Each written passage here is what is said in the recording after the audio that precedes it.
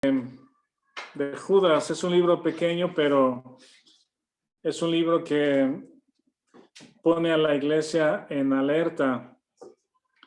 Es como un llamado de alerta a la iglesia para que se active. Es una carta escrita para los últimos tiempos que nos han alcanzado hasta ahora. Les decía que es una carta pequeña, pero el 100%, la carta completa va dirigida, o el propósito es hablar acerca de la apostasía. Entonces, abran sus Biblias, por favor, ahí en Judas. Bueno, también saludo a Jared, a Pepe Garibay, a Joshua, a Araceli, que no los había saludado, a los Beltrán, gusto en saludarles también, a Rosa, ahí está conectada también, a Miguel, buenos días, a Víctor Valdovinos. El versículo 1 y 2. Buenos días. Decíamos que en esta introducción Judas menciona respecto a la iglesia, da las características de la iglesia o algunas características de la iglesia. Nos dice que los creyentes o la iglesia han sido llamados, santificados y guardados, ¿verdad? Esa es la posición que tenemos en Cristo, llamados.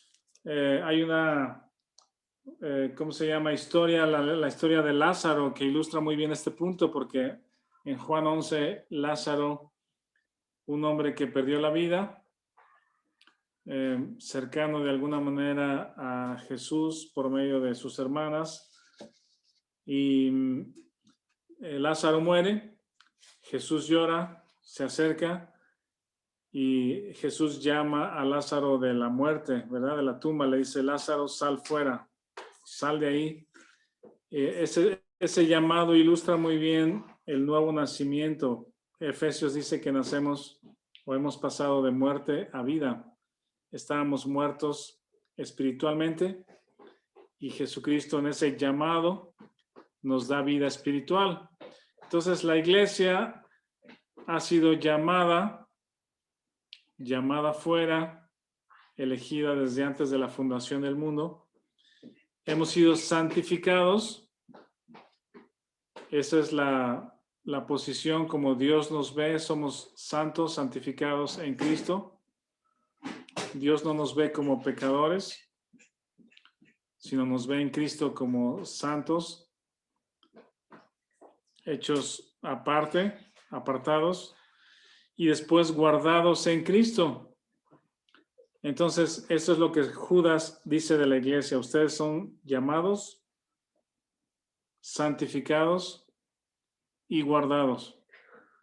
Y decíamos que en el versículo 2, no lo queremos forzar, no lo quiero forzar, pero parecería que coinciden las tres atributos de Dios con estas tres características de la iglesia: misericordia, paz y amor. Pudieran coincidir o alinearse con llamados, santificados y guardados, es decir, llamados por la misericordia de Dios, porque no podíamos tener vida por nosotros mismos, estábamos perdidos, no podíamos ser salvos por nosotros mismos, necesitamos la misericordia de Dios. Santificados por la paz de Dios. Dios nos ha dado paz en Él. Hablábamos de Romanos 5. Y después, guardados en Cristo, guardados en su amor. Ese es Romanos 8. Nada nos puede separar del amor de Dios. Entonces, esta iglesia, que tiene una posición perfecta e incambiable, Judas les hace un llamado, o nos hace un llamado. Nosotros como iglesia, que nos podemos conectar en diferentes lugares y que somos miembros los unos de los otros. En el versículo 3 dice: amados, es decir, los que son receptores del amor ágape, amados, por la gran solicitud que tenía de escribiros acerca de nuestra común salvación, me ha sido necesario escribiros, exhortándoos que contendáis ardientemente por la fe que ha sido una vez dada a los santos. Este es el llamado que Judas hace a esta iglesia. el llamado a contender no es para llevar a cabo una batalla para permanecer en nuestra posición, ¿verdad? No es un llamado a luchar por Dios o luchar por la aceptación de Dios o luchar por mantener nuestra posición o nuestra buena conducta o nuestra, cómo Dios nos ve. Eso ya está arreglado, por decir, ya está esa posición perfecta e incambiable. Pero a partir de ahí, el llamado de Judas es a contender ardientemente o hacer el esfuerzo de pelear, dice a pelear agotadoramente, también es un sinónimo ahí de contender ardientemente, es pelear agotadoramente. La hizo Arcelia la semana pasada, es interesante y podríamos abundar y seguramente puede haber diferentes puntos de vista, pero este llamado a contender ardientemente, ¿cómo lo podemos interpretar o cuándo debemos contender, cuándo no? En el versículo 4 nos da la razón por la que la iglesia debe de contender, ¿sí? Contender ardientemente por la fe. Si alguien pregunta, ¿por qué contender? La respuesta es el versículo 4. Y es porque algunos hombres han entrado encubiertamente. Están en medio de la iglesia. Están en las reuniones de la iglesia. No son la iglesia. Ellos no son llamados, no son santificados, no son guardados, no son amados, no son receptores del ágape de Dios en ese sentido como la iglesia. Pero son personas que se han plantado dentro de la iglesia junto con los creyentes, se han alojado sigilosamente o se han metido desapercibidamente y están en medio de las reuniones de la iglesia. Por esa razón, la iglesia tiene que contender ardientemente. Dice, porque algunos hombres han entrado encubiertamente. Y dice que esos ya estaban destinados para esa condenación y da tres características de estas personas aquí de inicio. Y dice, son impíos, es decir, no son nacidos de nuevo, no son salvos, no son piadosos, si son impíos, malvados, convierten en libertinaje la gracia de nuestro Dios, es decir, modifican el sentido de la dádiva de Dios, en lugar de creer en una gracia que nos capacita para vivir la vida cristiana, ellos enseñan una gracia para hacer lo que queremos hacer, lo que quisiéramos hacer, dominados por la carne. Y luego la tercera característica es negar al Dios único y soberano. Entonces, el propósito de la carta es una exhortación a la iglesia y ponernos alertas para contender. Número 2, ¿por qué hemos de contender? Porque personas malvadas se han metido en medio de las iglesias, ¿sí? En medio de las reuniones de las congregaciones, ahí están esos hombres impíos. Y al final del versículo 20 al 23 nos dice el cómo debemos de combatir, cómo es que debemos de llevar a cabo esa batalla ardiente o la contender ardientemente por la fe. Es más una defensa, ¿verdad? Que hemos de cuidar la iglesia. Y el cómo, lo digo rápidamente, aunque más adelante lo vamos a ver en más detalle, es el versículo 20 al 23. ¿Alguien quiere leer, por favor, 20 al 23? Que abra su micrófono y lo lea para todos, por favor. Pero vosotros, amados, edificándoos sobre vuestra santísima fe, orando en el Espíritu Santo, conservaos en el amor de Dios, esperando la misericordia de nuestro Señor Jesucristo para vida eterna. A algunos que dudan, convencedlos; a otros salvad; arrebatándolos del fuego. Y de otros tened misericordia con temor, aborreciendo aún la ropa contaminada por su carne. Sí, muchas gracias, Miguel. Ahí describe por lo menos 8 acciones de cómo los creyentes debemos de llevar a cabo esa batalla, ¿verdad? Entonces, recapitulando un poquito, es la exhortación a la iglesia, que tienen una posición perfecta, a contender ardientemente. ¿Por qué hemos de contender defendiendo la fe? Porque hay personas en medio de las iglesias, malvados, perversos, que se han metido para causar divisiones. Son personas impías, ¿sí? Y la iglesia tiene que estar alerta. ¿Y cómo hemos de combatir en medio de la iglesia? Es edificándonos, orando, conservándonos en amor, esperando la venida, convencer a los que no creen o a los que dudan, salvar o arrebatar a los que están perdidos, tener misericordia y aborreciendo. Son 8 verbos, 2, 4, 6, 8 verbos de acción respecto a lo que la iglesia tiene que hacer. Entonces vamos a ir allá un poquito más. Pero la buena reflexión que trajo Arcelia al final de la semana pasada nos invita a pensar que la iglesia no está aquí para cambiar el mundo, no estamos para cambiar el rumbo que el mundo lleva, ¿verdad? Hemos visto una y otra vez a través del estudio que hemos hecho de las cartas de Pablo, de Pedro, que este mundo va a ser destruido, está destinado a ser destruido, a pasar por fuego y ser destruido. Pero lo que sí la iglesia puede hacer es salvar o predicar el evangelio para salvar de esa destrucción a los llamados, ¿sí? Tenemos que guardarnos del mundo. Esa es una de las cosas que la iglesia tiene que hacer, guardarnos del mundo. Las familias cristianas tienen que guardarse del mundo. Y a veces ese guardarse del mundo sí lleva una batalla, una contienda ardiente. Predicar, sí podemos predicar, tenemos que predicar, compartir el evangelio, las buenas noticias con los que están cercanos.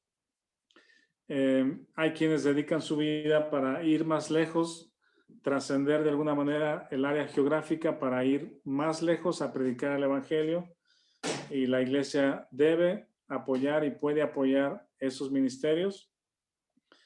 Hay ocasiones en que la iglesia debe mostrar una postura sobre ciertas cosas, ¿verdad? Mostrar una postura de aceptación o de rechazo de ciertas cosas que suceden en el mundo. Y hemos hablado de cuestiones como el aborto, el pecado, el homosexualismo, y la iglesia tiene que tener una postura al respecto.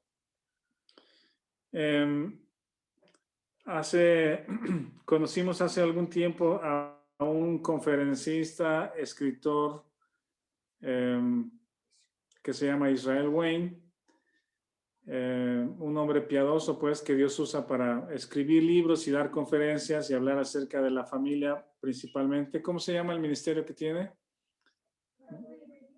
Se llama Family Renewal o Renovación de la Familia, algo así. Lo pueden buscar también ahí en algunos medios, en las redes.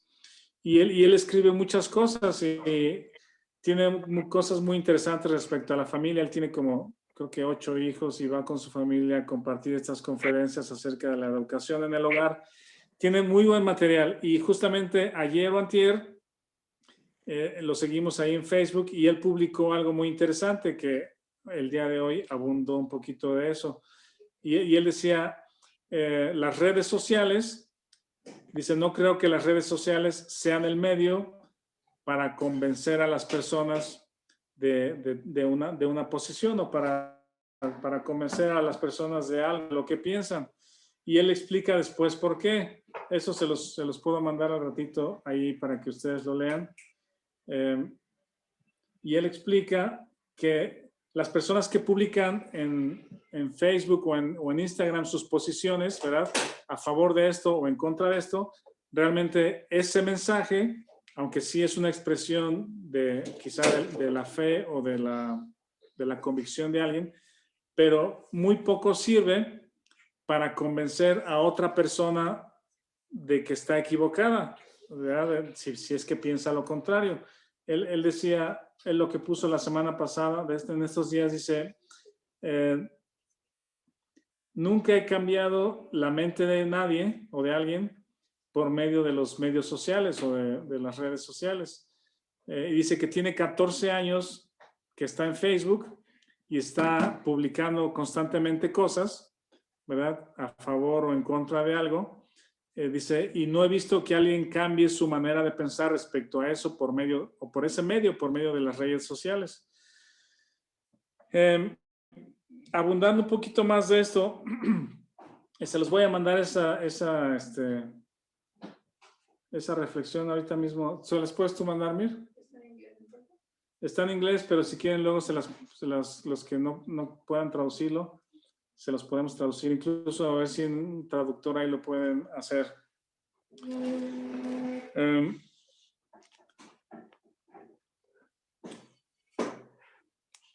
Alguien más ha dicho, por ejemplo, que el mundo cambiaría si más cristianos estuvieran en medio de la política, ¿verdad? Y podríamos abrir alguna discusión respecto a esto, pero imagínense a los cristianos en medio de la política, ¿verdad? Para llegar a puestos de gobierno, de autoridad y poder cambiar leyes o votar a favor o en contra. No veo este modelo como algo en que la iglesia pueda aportar mucho, ¿sí? No veo este modelo de entrar a la política y obtener lugares de gobierno como un medio o un camino para que la iglesia pueda cambiar el mundo o pueda cambiar a las personas. Tristemente, aunque bueno, les digo que son temas de mucho debate o de mucha información o de opinión, pero la democracia no es perfecta. En tiempos bíblicos no había democracia, ¿verdad? Hay reyes, hay imperios imponiéndose imponiendo sus reglas en ciertos momentos, en el tiempo de Jesucristo y los evangelios, ¿verdad? Y siempre es la lucha del poder y del dominio. Hoy gozamos, entre comillas, gozamos de la democracia, ¿verdad? Que es el pueblo gobierna. El asunto es de que la democracia tiene un pequeño problema. La democracia tiene un pequeño problema y es el corazón del hombre, ¿sí? El corazón del hombre es el problema, siempre ha sido el problema. Y si la mayoría está alejada de Dios, ignorando a Dios, esa mayoría que va a levantar su mano por un voto para estar a favor o en contra de algo, va a dominar los gobiernos o va ¿cómo se llama? Sí, a causar que un gobierno tal o cual gane esas posiciones de autoridad. Entonces, no creo que la iglesia, el medio de luchar ardientemente, sea buscando posiciones de gobierno para dominar, porque por el corazón perverso del humano, el corazón alejado de Dios de las personas. Y luego los partidos políticos, la forma en que van a ganar gobernaturas, alcaldías o la presidencia en cualquier país democrático es por medio de las mayorías, ¿verdad? Entonces los partidos políticos, en lugar de buscar ser más estrechos respecto a su alcance a las personas, ¿verdad? Un partido político cristiano tendría que buscar a los cristianos para que voten a favor, pero los partidos políticos actuales buscan ampliar ese campo de alcance, ¿verdad? Para que más personas quepan a favor de ellos y voten a favor de ellos. Entonces, en esa búsqueda de ampliar el auditorio y el número de personas que voten a favor de ellos, por supuesto, ahí viene la inclusión, la tolerancia, ¿verdad? El estar a favor de muchas cosas para que todos esos grupos, pequeños o grandes, voten a favor. Entonces, si hay algún medio en que los cristianos pudiéramos influir, ¿verdad? En esta democracia, en este medio democrático de gobierno, sería con nuestro voto. Sería con nuestro voto. Voy a avanzar un poquito más a Judas, pero déjenme dejarles esta reflexión.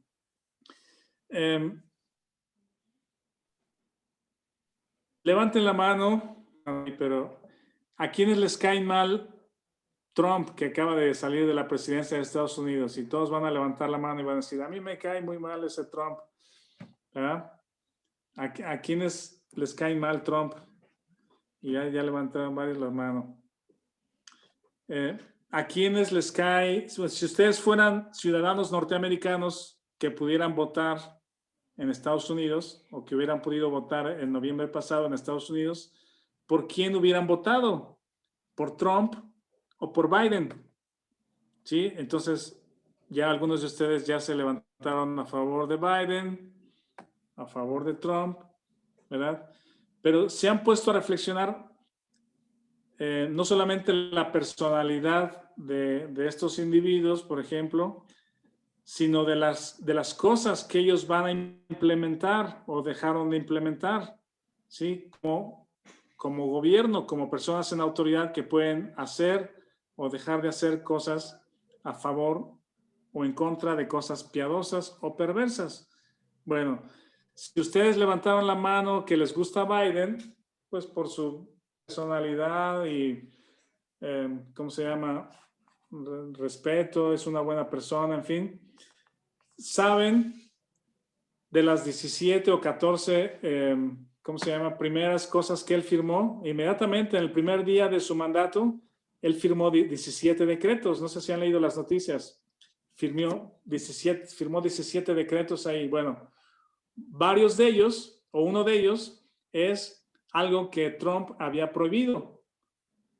Trump había prohibido que personas transgénero estuvieran en el ejército de Estados Unidos.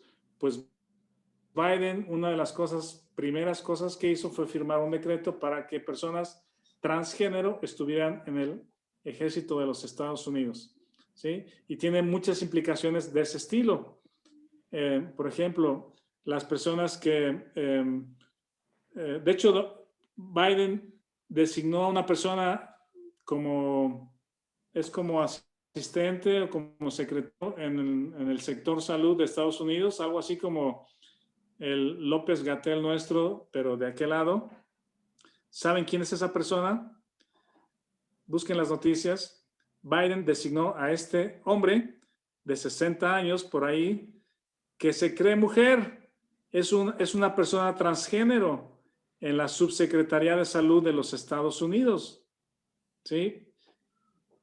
¿Y por qué los cristianos no ejercen un voto piadoso a favor o en contra de ese tipo de cosas? ¿Sí? Ahí es donde, si tuviéramos una oportunidad de ejercer en un sistema democrático un voto a favor o en contra de algo piadoso o impío, ahí es donde pudiéramos ejercer cierta influencia o un voto, el voto que nos corresponde, ¿verdad? Ahí va otra más cercana. No sé si ustedes que votaron o los que votaron por el partido Morena, por ejemplo, están conscientes de cosas como las que está haciendo la jefe de gobierno en la Ciudad de México. Y conste que no estoy a favor ni contra de los políticos. Digo, la iglesia creo que no debería participar en política. Pero como individuos, si algo pudiéramos hacer, respondiendo un poco o abundando al comentario que hizo o que preguntó Arcelia, sería tomar acción con nuestro voto a favor o en contra de cosas piadosas o impías, ¿verdad? La jefa de gobierno en la Ciudad de México y durante todo el periodo que ha gobernado Morena y el PRD, que son partidos llamados de las izquierdas, muchos son ateos, muchos son rebeldes. Déjeme decir esta cosa, y respeto a todos los que votaron a un sentido o en otro, ¿verdad? Ese es un derecho y algo que cada quien hace en su sano juicio. Ellos en la Ciudad de México aprobaron el aborto, ¿verdad? Que el aborto fuera legal hace ya varios años en la Ciudad de México. Recientemente la jefa de gobierno dijo, si los niños quieren ir a las escuelas vestidos de niñas, que vayan vestidas de niñas. No sé si se acuerdan que eso lo dijo, creo que el año pasado, ¿verdad? En las escuelas de la Ciudad de México, si los varones, niños, quieren ir a la primaria, a la escuela, vestidos de niñas, los vamos a permitir, no hay ningún problema. Y eso es algo extraño, pues, es algo extraño, pues. Y luego la otra cosa también es recientemente hospitales pueden gratuitamente ofrecer el cambio de género a niños o niñas, ni siquiera jóvenes o adultos, sino gratuitamente hospitales de la Ciudad de México pueden ofrecer cambios de sexo a los niños o niñas que deseen hacerlo. Si esto no nos llama la atención con los textos que vamos a leer enseguida, no sé qué podrá llamarnos la atención, pues, pero bueno, nosotros tenemos un medio que es el medio democrático para ejercer nuestro voto, ¿sí? Es un solo voto el tuyo. Y si los cristianos quisiéramos influir en algo a favor o en contra, ese pudiera ser un medio, ¿sí? Lo que Judas está diciendo aquí es que la iglesia en su conjunto tiene que luchar ardientemente para guardarnos del mundo, de la perversidad del mundo. Y enseguida dice, no solamente hay enemigos que están metidos en medio de las iglesias para dividirlas y destruirlas, ¿sí? Sino los creyentes tenemos que guardarnos del mundo. Y aquí van 3 ejemplos en el Antiguo Testamento. ¿Alguien quiere leer el versículo 5, 6 y 7 de ahí de Judas?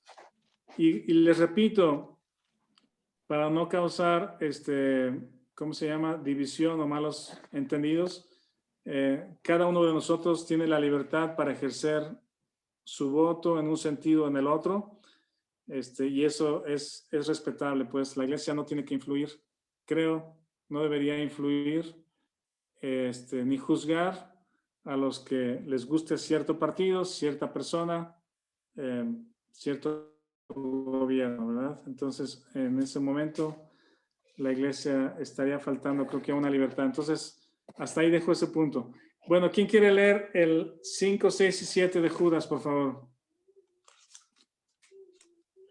Mas quiero recordaros, ya que una vez lo habéis sabido, que el Señor, habiendo salvado al pueblo, sacándolo de Egipto, después destruyó a los que no creyeron, y a los ángeles que no guardaron su dignidad, sino que abandonaron su propia morada, los ha guardado bajo oscuridad en prisiones eternas para el juicio del gran día. Y como Sodoma y Gomorra y las ciudades vecinas, las cuales de la misma manera que aquellos, habiendo fornicado e ido en pos de vicios contra naturaleza, fueron puestas, por ejemplo, sufriendo el castigo del fuego eterno.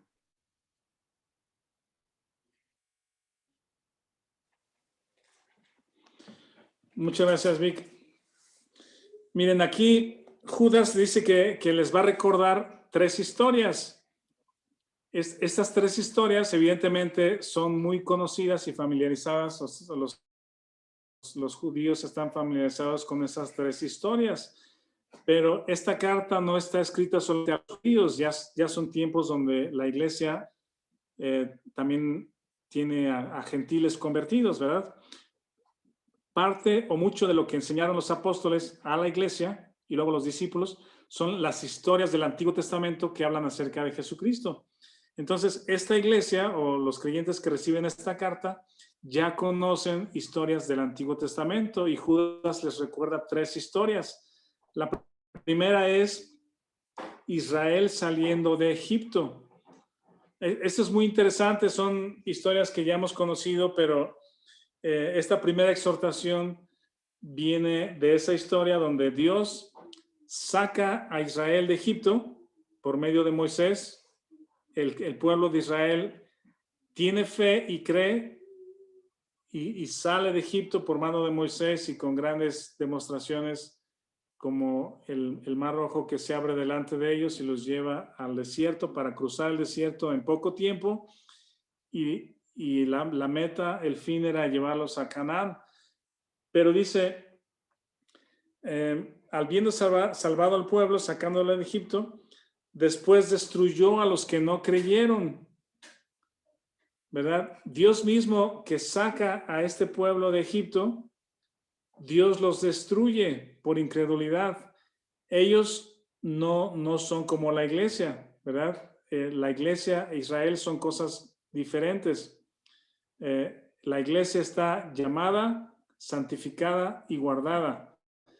Israel era un pueblo que era llamado a confiar en Dios, y los que no confiaron en el desierto o para cruzar el desierto fueron destruidos. Toda esa generación, excepto 2 personas, Josué y Caleb, toda esa generación murió en el desierto por incredulidad.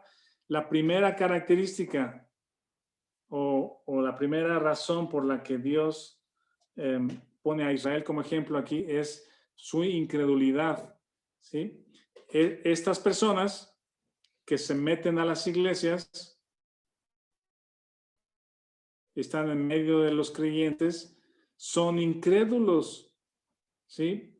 Son personas que no creen en las verdades de las Escrituras, simplemente no las creen, las pueden catalogar como fábulas o como mitología, no las creen como verdad de palabra de Dios, no ha generado fe en sus corazones.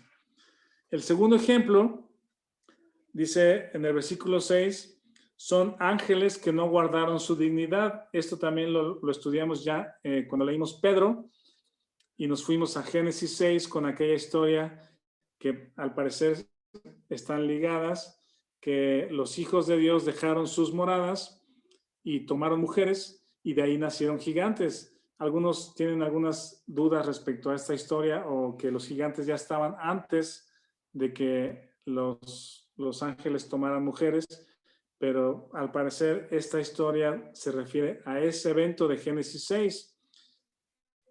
Y mi duda, que no he logrado aclarar y a lo mejor se quede ahí, es que si estos ángeles a los que se refiere aquí son ángeles que ya habían caído junto con Satanás, ¿verdad? O eran ángeles que no habían caído con Satanás, eran quizá ángeles, vamos a llamarles piadosos o obedientes, o ángeles no caídos, que posteriormente dejaron su dignidad o su morada o su estado espiritual y tomaron cuerpos para tomar mujeres, ¿sí? Esta es la historia.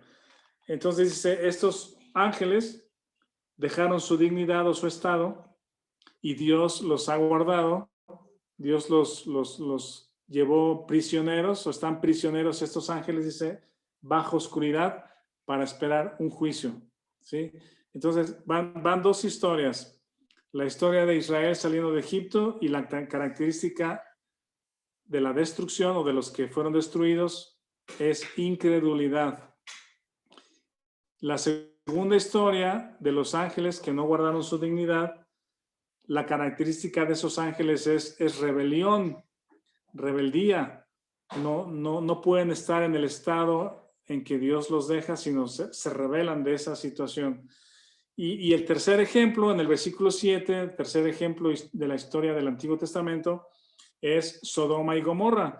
Aquí pudiéramos hablar un poquito más. Dice, como Sodoma y Gomorra y las ciudades vecinas. ¿Se acuerdan que en el libro de Génesis vemos a Lot cuando se separa de Abraham y Abraham le dice, pues mira la tierra y tú escoge, y si tú te vas a un lado, yo me voy al otro? Y dice la Biblia que Lot alzó sus ojos y miró una tierra linda. Dice, puede ser una tierra próspera y bonita, y se fue hacia allá, pero dice, Lot no sabía que más allá de esa tierra bonita estaba Sodoma y Gomorra. Y en los siguientes capítulos, Lot no está viviendo fuera de ciudad de Sodoma y Gomorra, ya está viviendo adentro de Sodoma y Gomorra.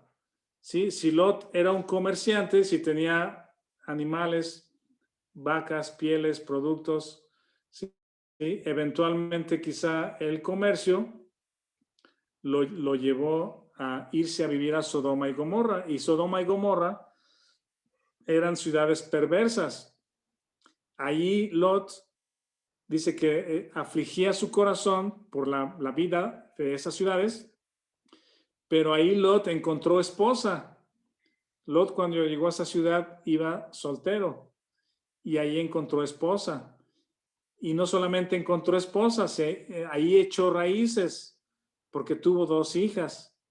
¿Sí? Su familia ya era de allí. Por esa razón, cuando vienen los ángeles a anunciar la destrucción de Sodoma y Gomorra, salen de la ciudad y su esposa voltea. Cuando la instrucción era no volteen, salgan de ahí, y la esposa se convierte en sal por ese juicio que Dios había mandado de que no voltearan. Y la esposa de Lot, añorando su ciudad, queda ahí como estatua de sal. Y luego las 2 hijas, con esa forma de pensar pervertida, perversa, ¿sí? Al verse sin esperanza, según ellas, en una cueva con su padre Lot, dice que las hijas emborrachan a su padre, ¿verdad? Y se acuestan con él para que procrear de su padre, ¿verdad? Y de ahí nacen 2 ciudades que siempre le hacen la guerra a Israel. Son historias muy, muy tristes, pues, pero Sodoma y Gomorra, relacionada con Lot, tiene un rey. Y dice, no solamente es Sodoma y Gomorra, sino dice el texto de Judas, y las ciudades vecinas, las ciudades vecinas. Piensen en eso. Es algo similar a lo que está ocurriendo en nuestros días, con esto que les platico de las comunidades homosexuales, transgénero, transexuales, bisexuales y todas las ramificaciones de eso, ¿verdad? Y los gobiernos buscando incluir a esta cultura a favor de los partidos políticos o los gobiernos, se ven obligados porque hay una agenda mundial, pues, que es donde los creyentes no tenemos cabida, pues la iglesia no tiene cabida en esa agenda terrenal y perversa, ¿sí? Abren los espacios para la inclusión de todos estos grupos. Y la iglesia es muy complicado, es muy difícil que salga con carteles a la calle, ¿verdad? Hacer manifestaciones en contra de esta cultura o de estas perversiones o de estas conductas, ¿sí? Yo creo que ese no es el camino para la iglesia para manifestarnos o para manifestar una posición. Creo que Dios nos debe de dar sabiduría para mostrar otros caminos, y es lo que Judas dice al final. Si van a luchar ardientemente, ¿sí?, por la fe, para defender la fe, estas son las acciones que deben de tener, que es edificándonos mutuamente, orando, convenciendo con argumentos y con verdad. Pero salir a las calles con pancartas cuando hay una manifestación, no solamente es peligroso, pues, ¿verdad? Es muy peligroso. Ya me imagino, no sé quién quisiera, cuando hay una manifestación de mujeres a favor del aborto, con la violencia y el feminismo que existe, que algún grupo cristiano saliera con niños, señoritas, familias, jóvenes, ancianos, a decir, yo estoy en contra de esto. Y las personas, de hecho, cuando sucede eso hay choques y hay más violencia, porque creo que ese no es el camino para hacerlo. Salvo la mejor opinión o los comentarios que ustedes puedan tener, pero creo que hay medios más poderosos para compartir la posición y la verdad de las Escrituras. Bueno, entonces esta ciudad de Sodoma y Gomorra tenían un rey, tenían una convivencia en medio de esa cultura que era aceptada, ¿verdad? De homosexualidad. Aquí habla de fornicación. Dice, habiendo fornicado, he ido en pos de vicios contra naturaleza. Literalmente, si ven el origen de esas palabras, literalmente significa ir en pos de otra carne. Ir en pos de otra carne. ¿Sí? Y los matrimonios sufren mucho, están sufriendo los matrimonios, hay separaciones, hay divorcios, los matrimonios sufren mucho porque la carne es muy atractiva, o le atrae mucho a la carne todo lo que está en los medios, todo lo que vemos es atractivo para la carne, ¿sí? Tenemos que ser muy sabios y estar alertas para no dañar nuestros matrimonios y nuestras familias. Y las personas que ceden a eso, caen en pecados de inmoralidad, de impureza. Y aquí dice, somos atraídos a otra carne. Sí, dice, habiendo he ido en pos de vicios contra naturaleza. Darse a fornicación, seguir una carne extraña, también significa eso. Sí, entonces en Sodoma y Gomorra y las ciudades alrededor de eso, de ellos, una cultura aceptada. Sí, y me suena mucho a los tiempos que estamos viviendo. Estamos viviendo tiempos semejantes a Sodoma y Gomorra. Y acuérdense que lo que los habitantes de Sodoma y Gomorra le dijeron a Lot cuando llegaron los dos ángeles, le dijeron, preséntanos para conocerlos, ¿verdad? Y no es que sean muy amables los de Sodoma y Gomorra, que querían saludarlos y decirles, bienvenidos señores, somos el comité de bienvenida de la ciudad, aquí están las llaves de la ciudad para que se sientan bienvenidos. La palabra que están usando cuando les dicen, muéstranos para conocerlos, ¿verdad? Cuando esa frase se la dicen los habitantes de Sodoma, se la dicen a Lot respecto a los ángeles. Es la misma palabra que usa Génesis cuando dice que Adán conoció a su mujer y tuvieron a sus hijos. ¿Sí? No era de verlos y saludarlos, sino querían tener relaciones sexuales con los ángeles. ¿Sí? Eran atraídos a la carne.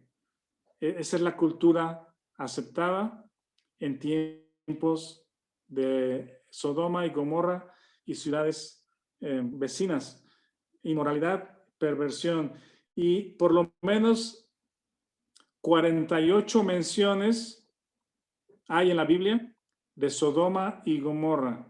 ¿Sí? 48 menciones desde Génesis, pasando por Isaías, Jeremías, pasando por Lucas, Mateo y ahora en Judas. Hay 48 menciones de esta historia de Sodoma y Gomorra. No es un asunto menor, ¿verdad? No es un asunto, ¿cómo se llama? Olvidado por ahí pequeño en algún rincón, sino es un asunto de inmoralidad y de impureza. Y estos hombres que se meten a las iglesias, ¿sí? Tienen estas tres características. La de Israel en incredulidad, la de los ángeles en rebeldía y la de Sodoma y Gomorra con inmoralidad. Y están en medio de la iglesia. ¿Y qué hace la iglesia al respecto? Si cantan muy bien, les aplaudimos. Si predican muy bien, los admiramos porque tienen capacidad de oratoria. O si son muy amables, o si se ganan el favor de los creyentes. ¿Sí? O si tienen grandes talentos, los exaltamos.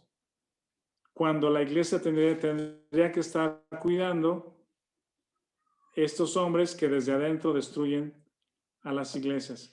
Y bueno, ¿cómo se llama? Esta acción de tener cuidado de la iglesia le corresponde inicialmente o mayormente a los ancianos, a los varones que conocen las escrituras y pueden identificar estos problemas, pero cada familia tenemos que estar atentos. Ahora, hay algo también interesante. Ahí les va una pregunta. ¿Tú le darías la bienvenida cuando estás en tu casa con tus familias comiendo una comida domingo o en Navidad? ¿Le darías entrada a una persona que fuera violento, perverso, ¿sí? Abiertamente perverso, que estuviera en medio de tu comida familiar? Difícilmente invitaríamos a una persona así a menos de que sepamos que queremos compartir el evangelio, ¿verdad? Y cuando prendemos la televisión y ahora el famoso Netflix, ¿verdad? Ahí tenemos toda variedad de personajes y de mensajes dispuestos para nuestra familia, nuestros hijos, ¿sí? Y ahí encontramos personas incrédulas, mentirosos, rebeldes, inmorales, impuros, homosexuales, a favor de eso, pues. O sea, si una persona es homosexual o dice que es homosexual, porque yo no creo que sea una condición que Dios haya dado, sino es un engaño en la mente de las personas, obviamente necesitan a Cristo, ¿verdad? ¿Sí? Y hay formas de estar, si no en contra, pero sí de decir, esto no está bien, necesitas a Jesucristo, necesitas un cambio y que esa persona pueda encontrar la luz y la salvación. Pero cuando abrimos o prendemos la televisión, creo que es una forma en que dejamos esta cultura del mundo entrar a nuestras casas y que nos eduque y que nos llene la mente de esta cultura del mundo que no debería de estar allí. Entonces, creo que aunque Judas no tenía Netflix, ¿verdad? Pero creo que si hubiera estado algo así en sus tiempos, nos daría una alerta respecto a esto, que nosotros sí dejamos entrar a nuestros hogares y no tenemos cuidado de qué vemos o qué no vemos, ¿verdad? Bueno, vamos a ir adelante para terminar. Israel en Egipto, los que salieron de Egipto por incredulidad sufrieron destrucción. Los ángeles que no guardaron su dignidad están esperando el juicio bajo moradas eternas oscuras. Y Sodoma y Gomorra, por esta fornicación y ir en pos de otra carne, sufrió castigo, ¿verdad? Es una perversión y recibió el juicio de Dios, del fuego del cielo y destrucción. Y no solo dice, no fue un juicio momentáneo, dice, sufriendo el castigo del fuego eterno, ¿verdad? Eso lo dice de Sodoma y Gomorra. Sus almas se perdieron eternamente, Sodoma y Gomorra. Y luego, a partir de ahí, en el versículo 8, menciona de los hombres que están en medio de la iglesia, menciona 6 veces, los menciona 6 veces y les llama estos, ¿sí? O sea, en el versículo 4 dice, porque algunos hombres han entrado, y dice, son impíos, niegan a Dios, niegan a Jesucristo y convierten la gracia en libertinaje. Y dice, está el ejemplo de Israel, está el ejemplo de los ángeles y está el ejemplo de Sodoma y Gomorra. Incredulidad, rebeldía y inmoralidad o perversión. Y luego, a partir de ahí, dice 6 veces estos y los intercala con otras historias que vamos a ir viendo la semana que entra. La historia de Miguel disputando por el cuerpo de Moisés, de Caín, de Balaam, de Coré, y luego pone algunos ejemplos de la naturaleza, las estrellas, las ondas del mar y los árboles. Eso es muy interesante, lo vamos a ir viendo. Y intercalando con esos ejemplos, otras ilustraciones, 6 veces dice en el 8, estos soñadores, En el 10, estos blasfeman. En el 12, estos son manchas en vuestros ágapes. En el 14, de estos profetizó Enoc.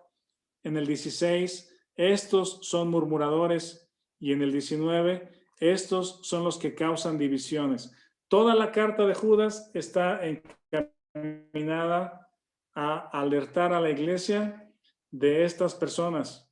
Y les digo, quizá en un grupo pequeño como el nuestro, es más fácil vigilar o cuidar que alguna persona de estas esté en medio de nosotros. Pero ¿qué tal una iglesia grande? 500 miembros, 1000 miembros, y que van tomando posiciones y se van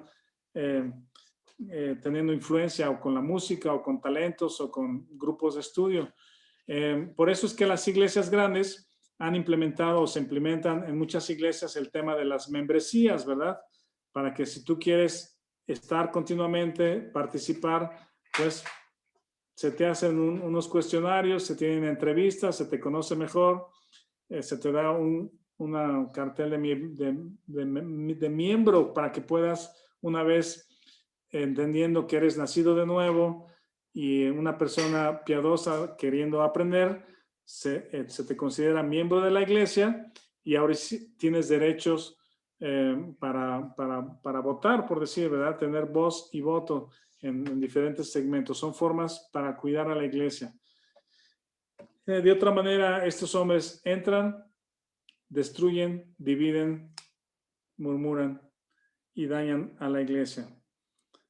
Bueno, ¿ibas a decir algo, Miguel? Creo que levantaste la mano. No, todo bien. Bueno, y repito, este tema de cómo combatir el mundo no lo vamos a cambiar, pero sí que Dios nos dé sabiduría para alzar la voz cuando tengamos que alzarla, expresar nuestra posición o la posición de la verdad, con el motivo o el deseo de que alguien se convierta o de que alguien sea exhortado, ¿verdad? Que Dios nos dé sabiduría para encontrar los medios y los caminos para hacerlo. Bueno, aquí le regreso el tiempo entonces a Héctor. Muchas gracias por la atención a todos. Seguimos, primero Dios, la próxima semana. Gracias.